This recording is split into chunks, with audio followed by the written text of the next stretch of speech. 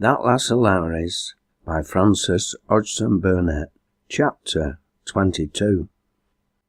"I dunna know what to mak on her," Jones said to her niece, speaking of Liz.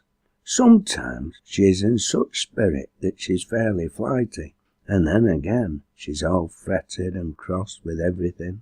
The child seems to worry her to death." "That Lass of Lowrie's has made a bad bargain in tacking up with that wench," said a townsman to Grace. "She's not one o' sort as'll keep straight. She's as shallow as a brook in midsummer. What she's doing, leaving young un to Joan, and gadding about with ribbons in her bonnet. Some lasses wouldn't have the heart to show the sense."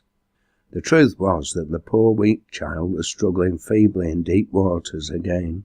She had not thought of danger. She had only been tired of the monotony of her existence, and had longed for a change. If she had seen the end, she would have shrunk from it before she had taken her first step. She wanted no more trouble and shame. She only wanted variety and excitement.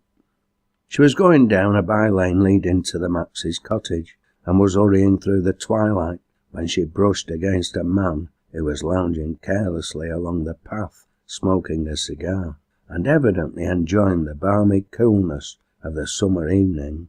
It was just light enough for her to see that this person was a gentleman, well-dressed and young, and with a certain lazily graceful way of moving, and it was just light enough for this person to see that the half-frightened face she lifted was pretty and youthful.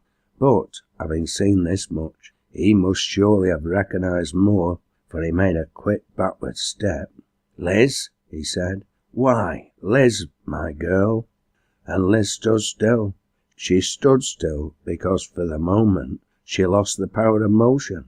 Her heart gave a great wild leap, and in a minute more she was trembling all over with a strange, dreadful emotion. It seemed as if long, terrible months were blotted out, and she was looking into her cruel lover's face as she had looked at it last. It was the man who had brought her to her greatest happiness and her deepest pain and misery. She could not speak at first, but soon she broke into a passion of tears.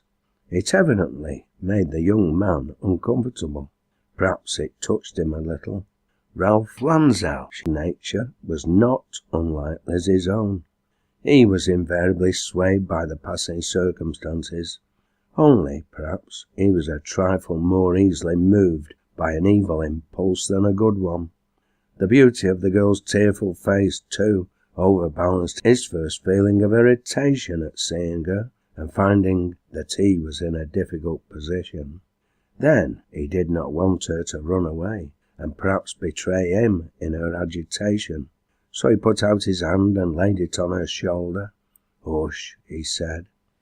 "Don't cry. What a poor little goose you are. Somebody will hear you." The girl made an effort to free herself from his detaining hand, but it was useless. Light as his grasp was, it held her. "Let me a be," she cried, sobbing in a petulant way. "You had no reet told me you were ready enough to let me go when I were in trouble."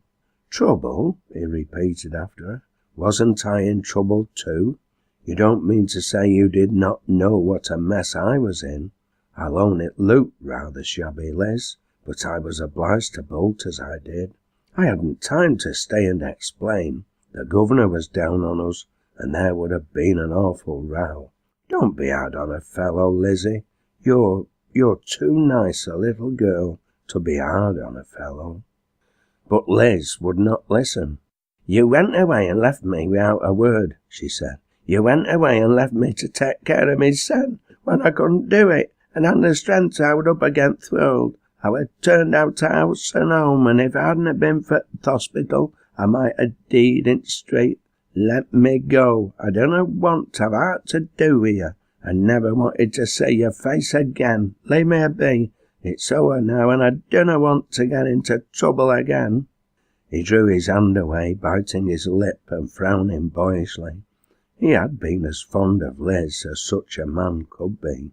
But she had been a trouble to him in the end, and he had barely escaped through his cowardly flight from being openly disgraced and visited by his father's wrath. "If you had not gone away in such a hurry, you would have found that I did not mean to treat you so badly after all," he said. "I wrote to you and sent you money and told you why I was obliged to leave you for the time, but you were gone, and the letter was returned to me. I was not so much to blame." "The blame didn't fall on you," said Liz. "I tell you how it turned out, but it doesn't matter now," with a sob. Now that she was out of his reach, he discovered that she had not lost all her old attractions for him. She was prettier than ever. The shawl had slipped from her curly hair. The tears in her eyes made them look large and soft, and gave her face an expression of most pathetic helplessness, and he really felt that he would like to defend, if not clear himself. So when she made a movement as if to leave him, he felt positively anxious to detain her. "You are not going," he said. "You won't leave a fellow in this way, Lizzie." The old tone, half caressing, half reproachful, was harder for the girl to withstand than a stronger will could comprehend. It brought back so much to her, those first bright days, her poor, brief little reign, her childish pleasures, his professed love for her, all her lost delight. If she had been deliberately bad, she would have given way that instant, knowing that she was trifling on the brink of sin once more. But she was not bad, only emotional, weak and wavering. The tone held her one moment, and then she burst into fresh tears, passionate and unrestrained. "I wanna listen to you," she cried. "I wanna listen to you. I wanna. And before he had time to utter another word, she had turned and fled down the lane back towards Joan's cottage, like some hunted creature fleeing for life. Joan, sitting alone, rose in alarm when she burst open the door and rushed in. She was quivering from head to foot, panting for breath, and the tears were wet upon her cheeks. "What is it?" cried Joan. "Lizzie, my lass, what ails you?" She threw herself down upon the floor and hid her face in the folds of Joan's dress. I seed a ghost or summat," she panted and whimpered. I met summat that's feared me." "Let me go and look what it were," said Joan. "Was it in th' lane? That trembling all o'er, Lizzie?" But Lizzie only clung to her more closely. Nay, she protested. "Thou shallna go. I'm fit to be left, and I dunna want you to go. Dunna go, Joan, dunna." And Joan was fain to remain. She did not go out into the village for several days after this, Joan observed. She stayed at home and did not even leave the cottage. She was not like herself either.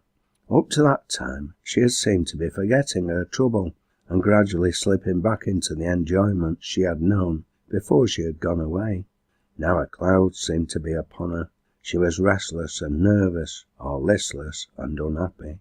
She was easily startled, and now and then Joan fancied that she was expecting something unusual to happen. She lost colour and appetite, and the child's presence troubled her more than usual. Once, when it set up a sudden cry, she started, and the next moment burst into tears.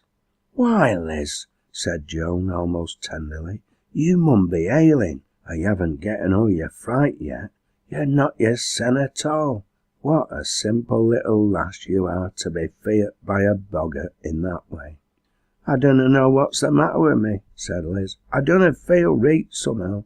Happen I shall get o'er it in time." But though she recovered herself somewhat, she was not the same girl again, and this change in her it was that made Joan open her heart to her niece. She saw that something was wrong, and noted a new influence was at work, even after the girl began to go out again and resume her visits to her acquaintances. Then, alternating with fretful listlessness, came tremulous high spirits and feverish fits of gaiety. There came a day, however, when Joan gained a clue to the meaning of this alteration, though never from her first recognition of it, until the end came, did she comprehend it fully. Perhaps she was wholly unconscious of what narrow natures experience. At least her unconsciousness was a noble one. Then, too, she had little opportunity for hearing gossip. She had no visitors, and she was kept much at home with the child, who was not healthy, and who during the summer months was constantly feeble and ailing. Grace, hearing nothing more after the first hint of suspicion, was so far relieved that he thought it best to spare Joan the pain of being stung by it. But there came a piece of news to Joan that troubled her. "There's a young sprig at one of the managers staying at Queen's Arms," remarked a pit woman one morning. "He's a fine young chap too, dresses up like a tailor's dummy, and looks as if he stepped right square out of her bandbox. He's a son of our Lancashire." Joan stopped a moment at her work. "Are you sure of that?" she asked anxiously. "Sure he's Mester Landell's son? Aye, to be sure it's him. My mester told me hissen." This was Lizzie's trouble then. At noon Joan went home full of self-reproach, because sometimes her patience had failed her. Liz looked up with traces of tears in her eyes when Joan came in. Joan did not hesitate. She only thought of giving her comfort. She went and sat down in a chair nearby. She drew the curly head down upon her lap and laid her hand on it caressingly. "Lizzie, lass," she said, "you needna ha' been afeard to tell me." There was a quick little pant from Liz, and then a stillness. "I heard about it today," Joan went on. "I didna wonder as you were full of trouble. It brings it back, Liz, I dare say." The pant became a sob. The sob broke into a low cry. "Oh, Joan, Joan, dunna blame me, dunna. It weren't my fault as it come, and I canna bear it." Even then Joan had no suspicion. To her mind it was quite natural that such a cry of pain should be wrung from the weak heart. Her hand lost its steadiness as she touched the soft, tangled hair more tenderly than before. "He were the ghost as you seed in the lane," she said, "weren't he?" "Aye," wept Liz. "He weren't, I darena tell you. It seemed like it took away me breath and all me heart out of me. Never you blame me, Joan, never you be hard on me. If everything else is hard enough, I thought I was safe with you, I did for sure." "And you are safe," Joan answered. "Dost thou think I would turn again thee? Nay, lass, thou'rt as safe as the child is when I hold it in me breast.